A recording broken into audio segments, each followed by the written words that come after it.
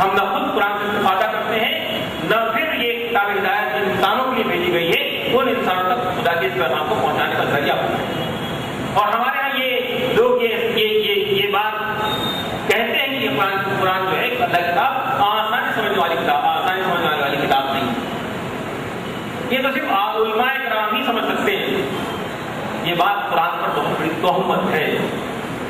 قرآن یہ کہتا ہے بلقد یسرنا القرآن للذکر، ہم نے اس قرآن کو آسان بنا کر پیش کیا تاکہ تم اس سے نصیحت حاصل کرو۔ اگر یہ انسانوں کی ہدایت کے لیے کتاب آئی ہے، اگر یہ مومنین کی ہدایت کے لیے کتاب آئی ہے تو اس کتاب کو اتنا آسان ہونا چاہیے کہ ایک جاہل آدمی بھی، ایک ان پڑھ آدمی بھی اس سے استفادہ کرے اور ایک پڑھا لکھا آدمی بھی اس سے استفادہ کرے۔ قرآن یہ عجیب و غریب کتاب ہے۔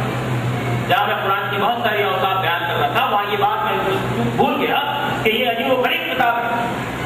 کوئی کتاب دنیا کی ایسی نہیں ہے جو بیک وقت کم علم والے کو بھی اور بہت زیادہ علم والے کو بھی مطمئن کرے۔ یہ عجیب و غریب کتاب ہے۔ ایک آدمی جو معمولی علم رکھتا ہے وہ بھی قرآن مجید کا مطالعہ کرے اس کے لیے اس سے ہدایت کا سامان مل جائے، اور انتہائی پڑھا لکھا آدمی دنیا کے علوم حاصل کیا ہوا آدمی بھی قرآن کے اندر غوطہ زنی کرے گا تو اس سے بھی ہیرے جواہرات نکل جائیں۔ تو میرے بزرگ اور بھائیوں، یہ کتاب ہدایت آج دنیا کے تقریباً تمام معروف زبانوں کے اندر سے راجی ہو چکے ہیں۔ ہمارا کام صرف اتنا ہوتا ہے کہ ان لوگوں تک جو حق سے ناچتا ہے ان لوگوں تک اللہ کی اس کتاب کو پہنچانا، اس کا تعارف کروا دیں اور اس کتاب کے لانے والے کا تعارف کروا دیں اور اس کی تعلیمات کو کریں۔ یہ کام اگر ہم انجام دیتے ہیں تو ہم مسلمان ہونے کا جو حق ہے اس کو ادا کریں۔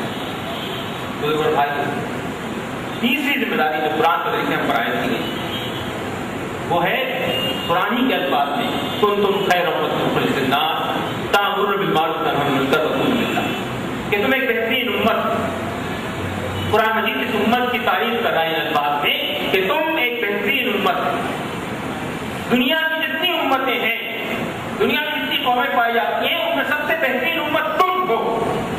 ہمیں خوش ہو جانا چاہیے کہ اللہ تعالیٰ نے اس امت نے ہمیں پیدا کیا، لیکن اس کے بعد جو اگلا جملہ ہے وہ ہماری حیثیت کو واضح کر دیتا ہے۔ اخرجت للناس، تمہیں برپا کیا گیا ہے، تمہیں نکالا گیا ہے، تمہیں پیدا کیا گیا ہے، تمہیں کھڑا کیا گیا ہے تمام انسانوں کے۔ جہاں یہ ایک بڑی اہم پوزیشن ہے، ایک بہت اونچا منصب ہے کہ پوری انسانوں کی لیڈرشپ آپ کے ہاتھ میں دی جا رہی ہے، وہاں ایک عظیم اور نازک ذمہ داری دی ہے۔ اب انسان اگر راہ راست سے بھٹکتے ہیں، راہ راست سے بھول جا پڑتے ہیں تو اس کے لیے تمہیں پکڑا جائے، اس لیے کہ امامت کے منصب پر، رہنمائی کے منصب پر تمہیں فائز کیا جائے۔ تو بات کہا ہے تأمرون بالمعروف، بھلائیوں کو حکم دیتے ہو، وتنہون عن المنکر، اور برائیوں سے روکتے ہو، وتؤمنون باللہ، اور اللہ پر ایمان۔ دیکھیے یہ نہیں کہا گیا کہ تم بھلائیوں کو پھیلاتے ہو، بھلائیوں کی بات کرتے ہو، بھلائیوں کا حکم دیتے ہو۔ لیڈرشپ کا کام یہی ہوتا ہے، لیڈر کا کام یہ ہوتا ہے کہ وہ معروضات نہیں پیش کرتا، وہ گزارشات نہیں کرتا، وہ حکم دیتا ہے یہ کام کرنا ہے، یہ کام نہیں کرنا ہے۔ اس کا مطلب یہ کہ امت مسلمہ کو لیڈرشپ کی پوزیشن میں آنا چاہیے، امت مسلمہ کو اس مقام پر آنا چاہیے کہ لوگ اس کی رہنمائی کو سنیں اور اس کی رہنمائی کے مطابق زندگی گزارنے کے تیار ہوں۔ فرمایا تأمرون بالمعروف، بھلائیوں کا حکم دینا، بھلائیوں کی بات نہیں کرنا، بھلائیوں کا حکم دینا، اور برائیوں سے روکنا، منکرات سے روکنا، یہ امت کی ذمہ داری ہے۔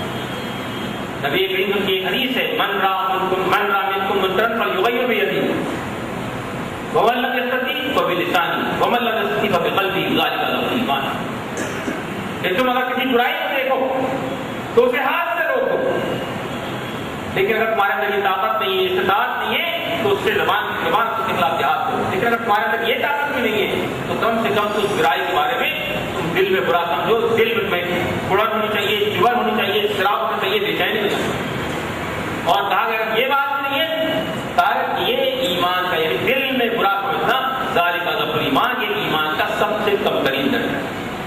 آپ اندازہ لگائیے آج دنیا میں ہزاروں طرف برائیاں پھیل رہی ہیں، فحاشی ہے، عریانی ہے، مغربی فلسفے اور نظریات ہیں، ان کی برائیاں ہیں، ان کی قباحتیں ہیں جو پورے معاشرے میں پھیل رہی ہے، پیرنٹ کے ذریعے سے خرابیاں پیدا ہو رہی ہیں، ٹیلیویژن کے ذریعے سے جو ہے فحاشی اور عریانی کا سیلاب آ رہا ہے، لیکن ہم نے ان کے ساتھ اس طرح کا کمپرومائز کرنا۔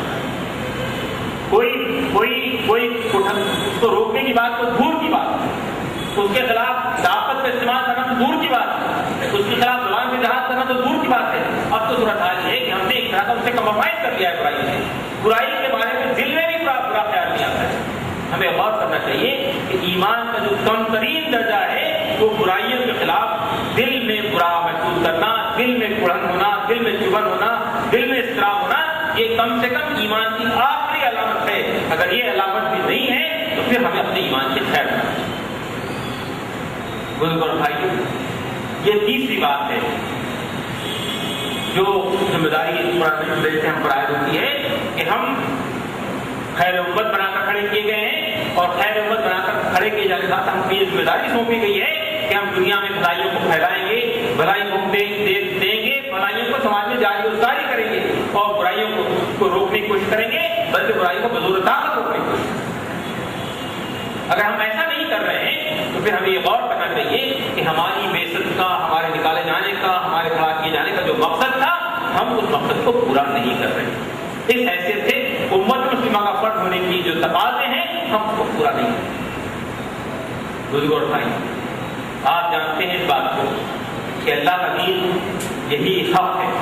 قرآن مجید یہ کہتا ہے ان دین عند اللہ اسلام، اللہ کسی کا کوئی راستہ ہے، کوئی نظام زندگی ہے، کوئی راہ نجات ہے تو صرف اور صرف اور صرف اسلام۔ یہ دین دنیا میں مخلوق ہونے کے لیے آیا ہے۔ اللہ کا دین اور مخلوق ہو جائے اور شیطان کے کارندوں کے نظریات اور افکار دنیا میں پھیلنے لگے، کارل مارکس کی تعلیمات پھیل جائیں، ہیگل اور نیٹشے کی تعلیمات پھیلنے لگے، فرائڈ کے نظریات فروغ پانے لگے، گاندھی کے نظریات فروغ پانے لگے، لیکن اللہ کا جو دین ہے، اللہ کا نظام زندگی ہے، وہ دنیا میں مخلوق ہو کے رہ جائے۔ اللہ کا دین دنیا میں غالب ہونے کی ہے۔ نبی کریم کو دنیا میں بھیجا گیا، فرمایا گیا والذی ارسل رسولہ بالہدی ودین الحق ليظهره على الدین کلہ ولو کرہ المشرکون۔ وہ اللہ ہی ہے جس نے اپنے رسول کو ہدایت اور دین حق کے ساتھ بھیجا تاکہ وہ دین کو تمام ادیان باطل پر، تمام وقت کے باطل نظریات پر غالب کر سکے۔ چاہے یہ بات، چاہے اس کا ایسا کرنا مشرکین کو، اللہ کا ساجد ٹھہرانے والوں کو، اللہ کی ذات پہ اور اس کی صفات کو شرک کرنے والوں کو کتنا ہی ناگوار ہے۔ یہ وہ کام ہے جس کے لیے دنیا میں اللہ کو بھیجا گیا کہ آپ دنیا کے اندر جتنے نظریات پائے جاتے ہیں، جتنے انسانوں کے اختراع کردہ باطل نظریات پائے جاتے ہیں، جتنے شرک اور بت پرستی پہ مبنی تصورات پائے جاتے ہیں، ان سب پر اس دین کو غالب کر دیتے ہیں اور چلیے اپنی جان مال ہر چیز کو داؤ پہ لگا دینا ہے۔ قرآن مجید میں جہاں یہ آیت آئی سورہ صف میں نبی کریم کی بعثت کے مقصد کو واضح کرتے ہوئے اس کے مان بعد اس آیت کے تناظر میں اہل ایمان سے خطاب کیا گیا، یا ایھا الذین آمنوا ھل لکم علی تجارۃ تنجیکم من عذاب الیم تؤمنون باللہ ورسولہ وتجاہدون فی سبیل اللہ باموالکم وانفسکم ذالکم خیر لکم ان کنتم تعلمون۔ اے ایمان لانے والے، کیا میں تمہیں وہ تجارت بتاؤں، وہ سودا بتاؤں، وہ بزنس بتاؤں جو تمہیں عذاب علیم سے بچاتا ہے۔ خطاب اہل ایمان سے، ان لوگوں سے ہے جو ایمان لا چکے ہیں، اور ان سے یہ کہا جا رہا ہے کیا میں تمہیں ایک ایسی تجارت بتاؤں جو تمہیں عذاب علیم سے، دردناک عذاب سے نجات دلائے۔ کون نہیں چاہے گا تجارت؟ فرمایا گیا اس تجارت کی پونجی کیا ہے، اس کا سرمایہ کیا ہے جو تمہیں لگانا ہے۔ خطاب اہل ایمان سے، اس بات فرمایا تؤمنون باللہ ورسولہ، ایمان لاؤ اللہ پر اور اللہ کے رسول۔ اس سے خطاب کیا جا رہا ہے، اس بات مشرکین سے نہیں، منافقین سے نہیں، اہل ایمان سے خطاب کیا جا رہا ہے۔ اس کی بات کہا جا رہا ہے تؤمنون باللہ، ایمان لاؤ اللہ پر۔ اپنے ایمان کا اخلاص کرو، ایمان کے پورے تقاضے پورے کرو، اللہ کی ذات پر ایمان لاؤ، اللہ کی صفات پر ایمان لاؤ، اللہ کے حقوق پر ایمان لاؤ، اللہ کے اختیارات پر ایمان لاؤ، اور ایسا ایمان لاؤ آمنت باللہ ثم استقم، کہو میں ایمان لایا اور پھر جم جاؤ۔ کوئی لالچ، کوئی خوف، کوئی ڈر تمہارے ایمان کا در کسی کے ڈگمگاہٹ پیدا کرے۔ ایسا ایمان جو بلال کا ایمان تھا، جو خباب بن رد کا ایمان تھا، جو سمیہ کا ایمان تھا، یہ موت بھی اس ایمان کو پلٹ دی۔ ایسا ایمان تھا جو فاطمہ بن خطاب سے یہ کہنے میں مجبور کیا تھا، اے عمر اگر تم اب اس ایمان کو دل سے نکال دیا. اس ایمان کا مطالبہ تھا کہ دہتے ہوئے کوئلوں پر خبات کو صرف ہٹا دیا گیا. ان کی پیٹ کی چربی پگھل گئی, کوئلے بجھ گئے, لیکن ایمان نہیں بجھا. حضرت بلال حبشی کو تپتی ہوئی ریت پہ گھسیٹا گیا, لیکن زبان مبارک پر احد کی کلمات دیا. سمیہ کو بڑچی مار کر شہید کر دیا گیا, لیکن اس کے دل سے ایمان, اس لونڈی کے دل سے ایمان کی رمق نکالی پوری کفار میں نہیں. اس ایمان کو مطالبہ کیا جائے اور فرمایا گیا یہ ایمان ہمارے اندر پیدا ہو جائے گا. ربنا اللہ ثم استقاموا تتنزل علیہم الملائکۃ الا تخافوا ولا تحزنوا وابشروا بالجنۃ التي کنتم توعدون. کہ اگر تم کہو اللہ میرا رب اور پر جم جاؤ, اگر تم نے یہ رسول آتی تو اللہ تعالیٰ کے فرشتے نازل کریں جو تمہیں کہیں کوئی خوف نہ کرو, کوئی غم نہ کرو, بشارت دیں گے. تو اہل ایمان سے یہ کہا جائے وہ ایمان پیدا اللہ پر, اور پھر اس کے بعد کہا جائے کہ اللہ کے رسول کی محبت کے دعوے ہم بہت کرتے ہیں. اللہ کے رسول کا نام آتا ہے تو اپنے ہاتھوں کو چوم لیتے ہیں, اپنے ہونٹوں سے لگا لیتے ہیں, لیکن یہ اطاعت رسول کے جو تقاضے ہیں اس کو پورا کرنے کے لیے تیار ہیں. نبی کریم کی محبت ضروری ہے, اور محبت میں بھی ہمارے سامنے وہ اسوہ صحابہ رہنا چاہیے. کہ مسئلہ صرف مردوں کا نہیں تھا, مردوں کو اللہ کے رسول جو محبت تھی وہ آپ کے سامنے, خواتین کو جو محبت. ایک مثال دینا چاہتا ہوں میں کہ غزوہ احد میں 70 صحابہ شہید ہوئے, مسلمانوں کی ایک شکست ہوئی ہے, اور مدینے میں یہ خبر گردش کر دی گئی نعوذ باللہ من ذالک کہ اللہ کے رسول نعوذ باللہ شہید کر دیے. اور آپ نہ سکتے ہیں کہ کیا حال ہوا ہم لوگوں کے مدینے میں. ایک عورت مدینے سے میدان جہاد میں دوڑ پڑی, یہ جاننے کے لیے اللہ کے بارے میں جو بات کہی گئی وہ کس علاقے میں ہوتی ہے. ایک آدمی ملا راستے میں, کہا اے فلاں اس جہاد میں تیرا شوہر شہید کر دیا. ان للہ پڑھنے بات پوچھا کہ یہ بتاؤ کہ اللہ کے رسول کیسے ہیں, کہا اللہ کے سلامت. آگے بڑھی تو اس سے کہا گیا اس جہاد میں تمہارا بیٹا شہید ہو. ان للہ پڑھنے بات کہا یہ بتاؤ کہ اللہ کے رسول کیسے ہیں, کہا اللہ کے رسول صحیح سلامت. آگے بڑھی کہا گیا اس جہاد میں تیرا بھائی شہید. آگے بڑھی کہا اس جہاد میں تیرا باپ شہید. گھر باپ شوہر بیٹا بھائی سب کی موت کی خبریں دی گئی, لیکن وہ بار بار یہ پوچھ رہی کہ اللہ کے رسول کیسے ہیں. اور جب آپ کو اپنی آنکھوں سے دیکھ لیا تو اللہ کے رسول آپ سلامت ہے تو ہر غم ہوتا ہے. محبت رسول اس طرح کی.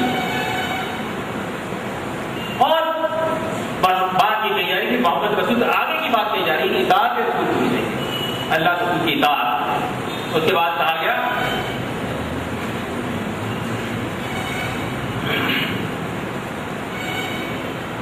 وَتُجَاهِدُونَ فِي سَبِيلِ اللَّهِ بِأَمْوَالِكُمْ, اور اللہ کا رسول جہاد کرو اپنے مالوں سے, اپنی جانوں سے. دیکھیے یہاں یہ نقطہ آسان سمجھنے کا ہے کہ یہ کہا جا رہا ہے کہ جہاد کرو اپنے مالوں سے. جان کا لفظ پہلے نہیں آیا. آپ کہہ سکتے کہ جان کا لفظ آنا چاہیے, جان انسان بہت عزیز ہوتی ہے, لیکن مال کا لفظ پہلے آیا, اس بعد جان کا لفظ ہے. اس لیے کہ جان آدمی ایک بات دیتا ہے, مال کے خرچ کرنے کا مطالبہ بار بار آتا ہے, اور انسان کو بڑا احساس گزرتا ہے کہ اتنی محنت سے میں نے مال کمایا تھا, ایک ایک پائی جوڑ کر لگایا دے دو لگ رہا.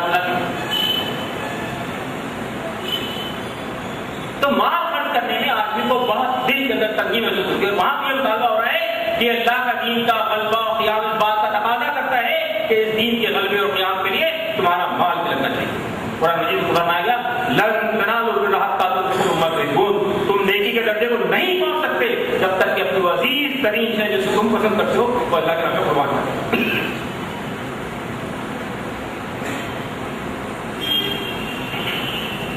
بزرگ اور بھائیوں, مال خرچ کرنے کی ایک مثال آپ نے سنی ہے کہ غزوہ تبوک کی بات ہے.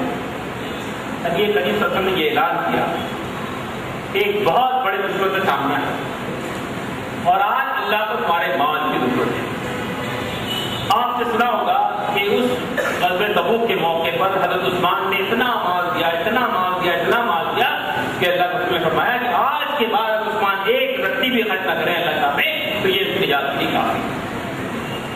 उस ग़ज़वे तबूक में हज़रत उमर रज़ियल्लाहु अन्हु अपने घर का आधा असासा ले आए और ये सबक के ले आए कि आज तो उमर अबू बकर में बाजी मार ले जाए। अल्लाह के रसूल पूछा उमर क्या लाए हो? अपने घर का आधा असासा ले आए। उसके बाद अबू बकर सिद्दीक़ तशरीफ़ लाते हैं, पूछा क्या लाए हो? कहा अपने घर का तमाम जो कुछ घर में था हाजिर है। कहा घर वालों के लिए क्या छोड़ा है? कहा घर वालों के लिए अल्लाह उसके रसूल ने छोड़ा है। परवाने को चिराग है, बुलबुल को फूल, बस सिद्दीक़ के लिए तो खुदा हो। लेकिन ये मिसालें उन लोगों की हैं जिनके पास अल्लाह के राह में खर्च करने के लिए कुछ था। हमारे पास ऐसे बहुत सारे लोग हैं जो ये कहकर बचने की कोशिश कर सकते हैं कि भाई हमारे पास तो खुद अपने खाने पीने के लाले पड़े हुए हैं, हम कहाँ से खर्च करें। तो ग़ज़वे तबूक के अंदर ही हमें एक ऐसी मिसाल भी मिलती है कि एक शख्स मजदूर पेशा करता है, दिन रात रोटी करके पेट काटने वाला शख्स, पेट कमाने वाला शख्स, उस शख्स को ये जब कान में आवाज पड़ी कि अल्लाह रसूल ने मनादी लगाई है कि आज मैं अल्लाह को हमारे माल की जरूरत है, तो उस शख्स ने रात भर यहूद के बाग में मजदूरी करके चंद खजूरें हासिल की और छुपते छुपाते ये सोचकर के लोग क्या क्या लाए हैं, ऊँट ग़ज़वे में ऊँट ला के पेश किया, कुछ सब कुछ उठा दिया, वहाँ मैं ये चंद खजूरें ले आ रहा हूँ, आपके पास पेश किया। आपने वही उठा के उन पूरी खजूरों को तमाम ढेर में बिखेर दिया और कहा कि इन खजूरों की कीमत अल्लाह ताला इस पूरे माल को कबूल कर। यही कुछ है साकी बताए फकीर, इसी से फकीरी में हूँ मैं। बुजुर्ग और भाई, जब माल खर्च करने की मिसाल आ रही है तो ये मिसाल ये हमारे सामने रहनी चाहिए कि एक शख्स जो खर्च करने का अहद नहीं था उसने अपने आप को अहद बनाया और इसका खर्च किया। अल्लाह का दीन आज भी आपसे इंफाक की सबिल्लाह का ताक़त है। अल्लाह के दीन के ग़लबे इक़ामत के लिए आज भी जो कोशिशें हो रही हैं, चाहे कुरान मजीद के तराजुम की शक्ल में लोगों को पहुँचाने की शक्ल में हो रही हो, इस्लाम की तफ़सीर की शक्ल में हो रही हो, या दावत की काम की शक्ल में हो रही हो, या इस्लाम के ग़लबे इक़ामत की शक्ल में जो भी कोशिशें हो रही है, वो कोशिशें आपसे इस बात का मुतालबा कर रही है कि अल्लाह के रास्ते इस दीन के ग़लबे इक़ामत के लिए अपने माल को खर्च करें, अपने माल को लगाएं, अपने आप को साहिब इस्ताअत बनाएं और फिर अल्लाह के रास्ते खर्च करें। माल खर्च करने की मिसाल जब सामने आई मुझे एक और वाक़या याद आ रहा है।